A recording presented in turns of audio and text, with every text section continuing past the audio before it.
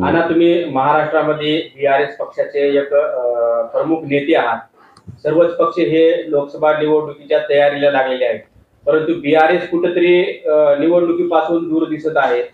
तुम्ही प्रमुख नेते असल्यामुळे येणाऱ्या निवडणुकीमध्ये तुमची लोकसभा निवडणुकीच्या संदर्भामध्ये काय भूमिका राहणार आहे?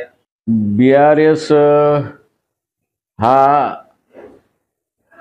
राष्ट्रीय पक्ष आहे एक, आणि मधल्या काळामध्ये 1 वर्षापूर्वी भारत राष्ट्र समितीचे नेते के चंद्रशेखर राव यांनी महाराष्ट्रामध्ये एक कार्यक्रम घेऊन एंट्री केली, आणि तो कार्यक्रम म्हणजे 10 वर्षामध्ये तेलंगणा प्रदेशामध्ये जे काही विकासाचं मॉडेल म्हणून त्यांनी पुढे आणलं होतं, त्याच पद्धतीचा त्याच धर्तीवर महाराष्ट्रात सुद्धा या राज्याचा विकास व्हावा सर्व आघाड्यावर, असा एक संदर्भ, अशी एक विचारधारा आणि अब की बार किसान सरकार हा नारा घेऊन त्यांनी एंट्री केली।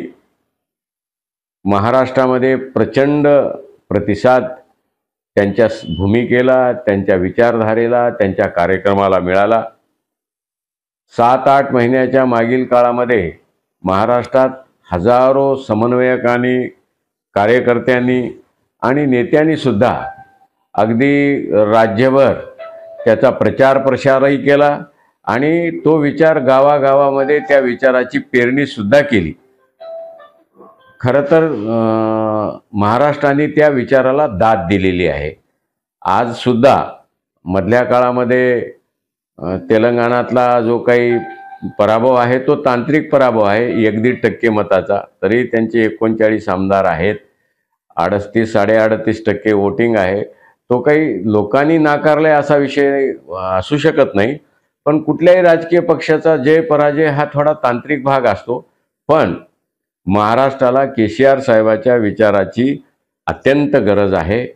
आणि तुम्ही जे म्हणालात की सगळे पक्ष तयारीला लागले, तुमचं काय? मी कालच केसीआर साहेबांची भेट घेतली।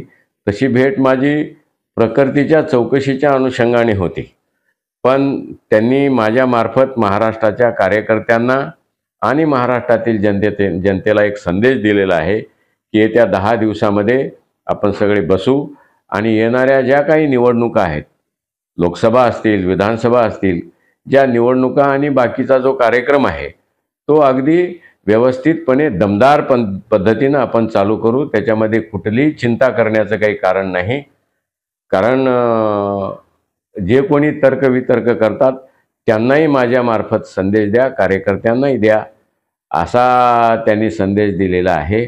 आणि येत्या आठवड्याभरात हे काम चालू होईल। पण जी काही या अगोदर वर्षभर बीआरएसनी ऊर्जा निर्माण केली होती, विचाराची ऊर्जा निर्माण केली होती, ती कायम आहे, आणि ती या पुढच्या काळात जोमाने, याच्यापेक्षा जास्त जोमानं कामाला लागेल।